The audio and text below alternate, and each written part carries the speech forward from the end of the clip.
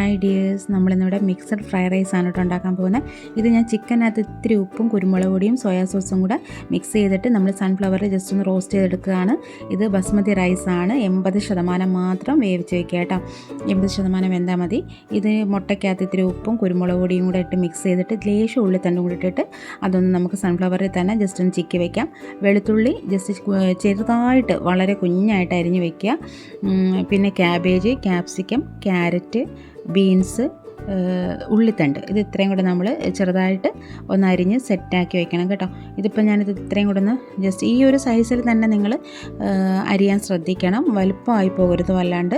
ഇത് ചെറിയ ബൗളിലിരിക്കുന്ന ഉള്ളിത്തണ്ടാണ് കേട്ടോ. ഇത് ഉള്ളിത്തണ്ടാണ് അരിഞ്ഞ് വെച്ചിരിക്കുന്നത്. പിന്നെ ബാക്കി ഐറ്റംസ് എല്ലാം നമ്മളിവിടെ അരിഞ്ഞ് സെറ്റാക്കി വെച്ചിട്ടുണ്ട്. ഇനി നമുക്ക് അടുത്ത പരിപാടിയിലോട്ട് ഇപ്പം ഇവിടെ ചിക്കൻ റെഡി ആവുന്നുണ്ട്. ഞാനിവിടെ അലൂമിനിയത്തിൻ്റെ പാത്രത്തിലാട്ടോ വയ്ക്കുന്നത്. അതിൽ പാത്രം ഒന്ന് ചൂടായതിന് ശേഷം സൺഫ്ലവർ ലേശം ഒഴിച്ചു കൊടുത്തതിന് ശേഷം പിന്നെ നമ്മൾ വെളുത്തുള്ളിയാണ് ആദ്യം ഇടേണ്ടത്.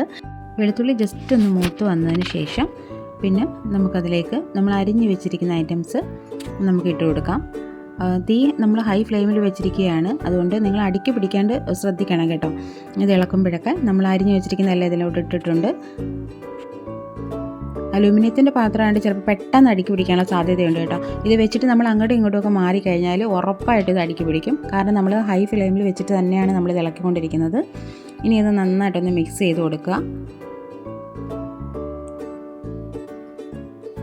ഒരു ഇതൊന്ന് മിക്സായിട്ട് വരുമ്പോഴത്തേക്ക് ഇനി നമുക്കിതിലേക്ക് വേണ്ടുന്നത് നമ്മൾ നേരത്തെ അരിഞ്ഞ് വെച്ചിരിക്കുന്ന ഉള്ളിത്തണ്ടുണ്ടല്ലോ, ആ ഉള്ളിത്തണ്ടും കൂടി ഇട്ട് നമുക്കൊന്നുകൂടെ ഒന്ന് നല്ല രീതിയിലൊന്ന് മിക്സ് ചെയ്തെടുക്കാം കേട്ടോ. ഒരു ഇത്തിരി ഉള്ളിത്തണ്ട് ഞാൻ വീണ്ടും മാറ്റി വെച്ചിട്ടുണ്ട്, അത് നമുക്ക് ലാസ്റ്റ് ഇടാൻ വേണ്ടിയിട്ട് കേട്ടോ. ഇത് നല്ല രീതിയിലൊന്ന് മിക്സ് ചെയ്തിട്ട് ഇനി നമുക്കിതിലേക്ക് ഉപ്പിട്ട് കൊടുക്കാം.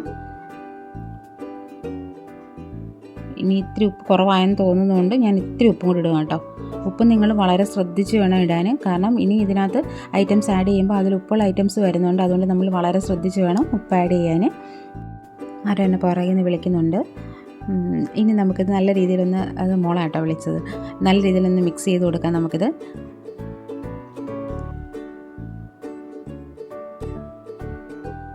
സൈഡൊക്കെ ചേർത്ത് നല്ല രീതിയിലൊന്ന് ഇളക്കി കൊടുക്കണം കേട്ടോ. ഞാൻ മുന്നേ പറഞ്ഞ ഉപ്പിൻ്റെ ഐറ്റംസിന് വരാൻ പോകുന്നതേ ഉള്ളൂ. ഇനി നമ്മളിതിലേക്ക് ആഡ് ചെയ്യാൻ പോകുന്നത് കുറച്ച് ഉപ്പ് വരുന്ന ഐറ്റം തന്നെ കേട്ടോ. ചിക്കൻ്റെ മാഗി ക്യൂബ് ഉണ്ടല്ലോ, അത് നമുക്ക് ഇതിലേക്ക് ആഡ് ചെയ്യണം. ഇനി ഒരു പാക്കറ്റിൽ 2 പീസാണ് വരുന്നത്. അതിൽ നമ്മൾ ഒരു പീസ് മാത്രമേ എടുക്കുന്നുള്ളൂ. ഇതിലേക്ക് നമുക്ക് ഒരു പീസിൻ്റെ ആവശ്യമുള്ളൂ കേട്ടോ. ഇനി അതൊന്ന് നമുക്ക് ജസ്റ്റ് കൈ കൊണ്ട് തന്നെ ഒന്ന് ജസ്റ്റ് പൊടിച്ച് അതിലേക്ക് ഇട്ട് കൊടുക്കാം.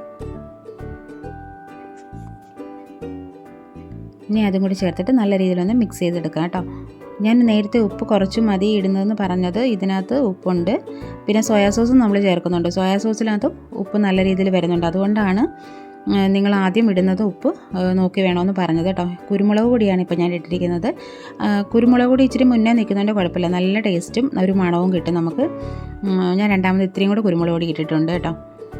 ഇനി അത് എല്ലാം കൂടെ നല്ല രീതിയിലൊന്ന് മിക്സ് ചെയ്ത് കൊടുക്കാം. ഇനി നമുക്ക് ചിക്കി വെച്ചിരിക്കുന്ന മുട്ട ഇതിലേക്ക് ഇട്ട് കൊടുക്കാം.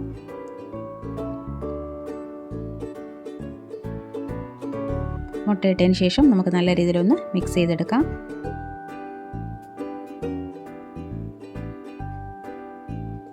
മുട്ട എല്ലാ ഭാഗത്തും വരത്തക്ക രീതിയിൽ തന്നെ നല്ല രീതിയിലൊന്ന് മിക്സ് ചെയ്തെടുക്കാം കേട്ടോ.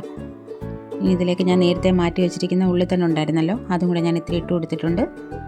ആ ഉള്ളിത്തണ്ടും ഇട്ടിട്ട് നല്ല രീതിയിലൊന്ന് മിക്സ് ചെയ്തെടുക്കാം.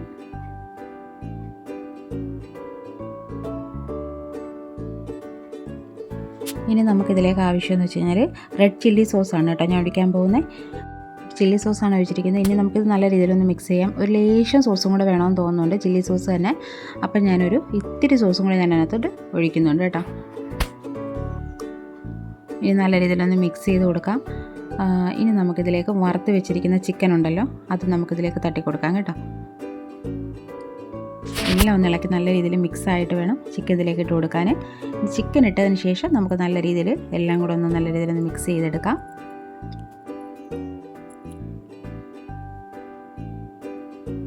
ഇതിത്തിരി വലിയ പാത്രം ആയതുകൊണ്ട് കുഴപ്പമില്ല കേട്ടോ. നമുക്ക് വല്ലാണ്ട് ഉടഞ്ഞൊന്നും പോകത്തില്ല, നല്ല രീതിയിൽ തന്നെ കിട്ടും. ചിക്കൻ ഇട്ട് ഒന്ന് മിക്സ് ചെയ്തതിന് ശേഷം ഇനി നമുക്കിതിലേക്ക് സോയാ സോസാണ് ഒഴിക്കേണ്ടത്.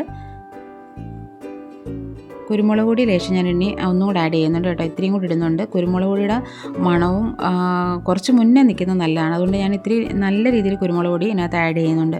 നിങ്ങൾക്കൊക്കെ എരിവ് വല്ലാണ്ട് വേണ്ടാന്നുണ്ടെങ്കിൽ കുറച്ച് കുറയ്ക്കാം. ഇനി നമുക്കിതിലേക്ക് സോയാ സോസ് ഒഴിക്കാം.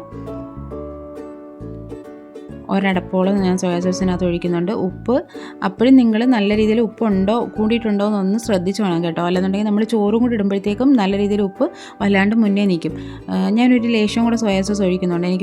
എനിക്ക് ആ ഒരു കണക്കനുസരിച്ച് നോക്കുമ്പം ഉപ്പ് അത്രയ്ക്കും വല്ലാണ്ട് കൂടിയിട്ടില്ല എന്നുള്ളത് കൊണ്ടാണ് ഞാൻ കുറച്ചും കൂടെ സോയാ സോസ് ഒഴിച്ചത് കേട്ടോ. അപ്പോൾ നിങ്ങളത് വളരെ ശ്രദ്ധിച്ച് വേണം ചെയ്യാൻ. ഇനി നമുക്കിതിലേക്ക് ചോറ് നമുക്ക് ആഡ് ചെയ്ത് കൊടുക്കാം കേട്ടോ. ഈ റൈസ് നമ്മൾ വേവിക്കുന്നത് ഒരു പാത്രം വെച്ച് ജസ്റ്റ് ചൂടാകുമ്പോഴത്തേക്ക് അതിലേക്ക് ലേശം സൺഫ്ലവർ ഒഴിച്ചിട്ട് ഈ അരി കഴുകി ഊറ്റി വെച്ചിരിക്കുന്ന എടുത്ത് ഒന്ന് വറുത്തതിന് ശേഷം ഞാൻ നല്ല തിളച്ച വെള്ളമാണ് ഇതിലേക്ക് ഒഴിച്ചു കൊടുക്കുന്നത്. നിങ്ങൾ അതുപോലെ തിളച്ച വെള്ളം ഒഴിക്കുന്നതായിരിക്കും നല്ലത് കേട്ടോ. പിന്നെ അതിലേക്ക് നമ്മൾ ഉപ്പിടണം. പിന്നെ ഒരു അരമുറി നാരങ്ങ നീരും കൂടെ പിഴിഞ്ഞൊഴിച്ചിട്ട് ഉപ്പൊക്കെ കറക്റ്റാണോ എന്ന് നോക്കണം. നമുക്ക് ഉപ്പ് ലേശം മുന്നേ നിൽക്കണം കേട്ടോ, എന്നാലേ ചോറിൽ കറക്റ്റ് ഉപ്പ് വരത്തുള്ളൂ. ഉപ്പൊക്കെ കറക്റ്റാണോ നോക്കിയതിന് ശേഷം നമുക്കത് അടച്ചു വെച്ചിട്ട് വേവിക്കാം. 80% മാത്രം അരി വേവിക്കാൻ നിങ്ങൾ ശ്രദ്ധിക്കണം. അതല്ലെന്നുണ്ടെങ്കിൽ ഇത് ലാസ്റ്റ് ചോറെല്ലാം കൂടെ കുഴഞ്ഞൊരു പരുവായിപ്പോൾ. അതുകൊണ്ടാണ് വേവ് നമ്മൾ ആദ്യം ശ്രദ്ധിക്കണമെന്ന് പറയുന്നത് കേട്ടോ. ഇനി നമുക്കിതെല്ലാം കൂടെ ചോറും എല്ലാം കൂടെ നല്ല രീതിയിൽ എല്ലാ ഭാഗത്തും ചോറിൻ്റെ എല്ലാ ഭാഗത്തും നമുക്ക് ആ മിക്സ് എത്തുന്ന രീതിയിൽ നമുക്ക് നല്ല രീതിയിൽ ഇളക്കി കൊടുക്കാം. ഒന്ന് മിക്സ് ചെയ്തെടുക്കാം. ഇനി നമുക്ക് ഇതിനകത്തേക്ക് വേണ്ടുന്നത് വേറെ ഞാനൊരു ഇത്തിരി സോയാ സോസും കൂടെ ഒഴിക്കുന്നുണ്ട് ഇതിനകത്ത്. ലാസ്റ്റ് നമുക്ക് അങ്ങനെ ഒഴിച്ച് കൊടുക്കാം കേട്ടോ. ഒരു ലേശവും കൂടെ ഒഴിച്ച് കൊടുക്കാം. ഉപ്പ് കൂടാതെ ശ്രദ്ധിച്ചിട്ട് വേണം നിങ്ങൾ ലാസ്റ്റ് ഒഴിക്കാൻ. അഥവാ ഉപ്പ് കൂടുതലാണെന്നുണ്ടെങ്കിൽ ഇത് ഒഴിക്കേണ്ട കാര്യമല്ല കേട്ടോ ലാസ്റ്റ്. ഇനി നമുക്കിതിലേക്ക് വേണ്ടുന്ന മെയിനായിട്ട് വിനാഗിരിയാണ് കേട്ടോ. വിനാഗിരിയാണ് ഇതിൻ്റെ മെയിൻ. ആ ഒരു മണവും നമ്മൾ കറക്റ്റ് റെസ്റ്റോറൻറ്റിൽ നിന്ന് വാങ്ങി കഴിക്കുന്ന ഫ്രൈഡ് മിക്സ്ഡ് ഫ്രൈഡ് റൈസൊക്കെ വാങ്ങിക്കുമ്പോൾ റെസ്റ്റോറൻറ്റിൽ ആ ഒരു മണവും രുചിയൊക്കെ കിട്ടണമെന്നുണ്ടെങ്കിൽ ഈ വിനാഗിരി നിങ്ങൾ ഉറപ്പായിട്ട് നിങ്ങൾ ഒഴിക്കണം കേട്ടോ. അപ്പോൾ ഈ വിനാഗിരി ഞാനൊരു 2.5 അടപ്പ് ഞാൻ ഒഴിച്ചിട്ടാണ് ഇളക്കുന്നത്. 2.5 അടപ്പോളം മതിയാവും. ആ ഒരു മണവും ആ ഒരു ടേസ്റ്റും കിട്ടാൻ വേണ്ടിയിട്ടാണ് വിനാഗിരി നമ്മൾ ചേർക്കുന്നത്. ഇനി എല്ലാ ഭാഗത്തും അതെത്തുന്ന രീതിയിൽ നമുക്ക് നല്ല രീതിയിൽ ഒന്നുകൂടെ ഒന്ന് മിക്സ് ചെയ്യാം. ഞാനിത് ഒന്ന് അടുക്കി കൂട്ടി ഇളക്കുന്നുണ്ട് കേട്ടോ. കാരണം ആ തീ അങ്ങനെ ഇരിക്കുന്നത് കൊണ്ട് നമുക്ക് ചിലപ്പോൾ അടുക്കി പിടിക്കാനുള്ള സാധ്യതയുണ്ട്. എന്നാലും അടുക്കി പിടിച്ചാൽ ഇതിൻ്റെ ടേസ്റ്റേ മാറിപ്പോകും. നിങ്ങൾ അതും കൂടെ ശ്രദ്ധിച്ച് വേണം ഇളക്കാൻ. ഇത് അത്യാവശ്യം വലിയ പാത്രം ആയതുകൊണ്ട് പിന്നെ നമ്മൾ അരി ആ ഒരു കറക്റ്റ് അളവിന് വേവിച്ചിരിക്കുന്നത് കൊണ്ടും നമുക്കിത് വല്ലാണ്ട് ഉടഞ്ഞു പോകത്തുമില്ല കേട്ടോ. അതുകൊണ്ടാണ് ഞാൻ ഇത്ര നന്നായിട്ട് ഒന്ന് ഇളക്കി ഒന്ന് മിക്സ് ചെയ്യുന്നത് തന്നെ. ഈ 80% കൂടുതൽ വെന്ത് കഴിഞ്ഞാൽ നമ്മൾ ചോറ് ലാസ്റ്റ് ഇളക്കുമ്പോൾ തന്നെ ചോറ് വല്ലാണ്ട് കുഴഞ്ഞു പോകാനുള്ള സാധ്യതയുണ്ട്. അതുകൊണ്ട് വളരെ ശ്രദ്ധിക്കണം നിങ്ങൾ. അപ്പം നമ്മുടെ മിക്സഡ് ഫ്രൈഡ് റൈസ് ഇവിടെ റെഡി ആയിട്ടുണ്ട്. ഇനി നമുക്കിത് റെഡി ആയിട്ടുണ്ട് എന്ന് പറഞ്ഞെങ്കിൽ പോലും ഇതൊന്നും കൂടെ ഒന്ന് ആവി കയറ്റേണ്ട കാര്യമുണ്ട് കേട്ടോ. ആവി കയറ്റണമെന്ന് പറഞ്ഞു കഴിഞ്ഞാൽ ഇത് അടച്ച് വെച്ചിട്ട് ഒരു 5 മിനിറ്റ് നമ്മളൊന്ന് ലോ ഫ്ലെയിമിൽ വെച്ചിട്ട് ജസ്റ്റ് ഒന്ന് ആവി കയറുന്ന രീതിയിൽ വെക്കാം. തീ വളരെ കുറച്ച് വെക്കാൻ ശ്രദ്ധിക്കണം, അല്ലെന്നുണ്ടെങ്കിൽ അടിക്ക് പിടിക്കും. അപ്പോൾ അത് ശ്രദ്ധിക്കുക. നമ്മുടെ ഫ്രൈഡ് റൈസ് ഇവിടെ റെഡി ആയിട്ടുണ്ട്. ഭയങ്കര ടേസ്റ്റാണ് കേട്ടോ. നിങ്ങളെല്ലാവരും ഒരു പ്രാവശ്യമെങ്കിലും ഇതൊന്ന് ട്രൈ ചെയ്ത് നോക്കണം. ജസ്റ്റ് നമുക്കൊന്ന് ഇളക്കിയിട്ട് വേണം ഇത് നമുക്ക് സെർവ് ചെയ്യാൻ വേണ്ടിയിട്ട്.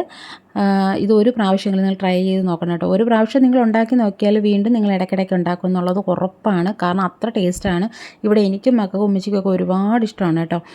ഇത് നമുക്ക് ചിക്കൻ ഇല്ലാണ്ടും നമുക്ക് ചെയ്യാൻ പറ്റും. ചിക്കൻ എപ്പോഴും കാണണമെന്നില്ലല്ലോ. അപ്പോൾ നമുക്ക് ചിക്കൻ ഒഴിവാക്കിക്കൊണ്ട് അല്ലാണ്ട് തന്നെ ബാക്കി ഐറ്റംസ് വെച്ചിട്ട് ചെയ്തെടുക്കാം. അപ്പം നമുക്ക് ടേസ്റ്റായിട്ട് കഴിക്കാം. അടിപൊളിയായിട്ടില്ലേ? വീഡിയോ ഇഷ്ടപ്പെട്ടാൽ നിങ്ങളെല്ലാവരും ലൈക്ക് ചെയ്ത് സപ്പോർട്ട് ചെയ്യുക കേട്ടോ. ഓക്കേ.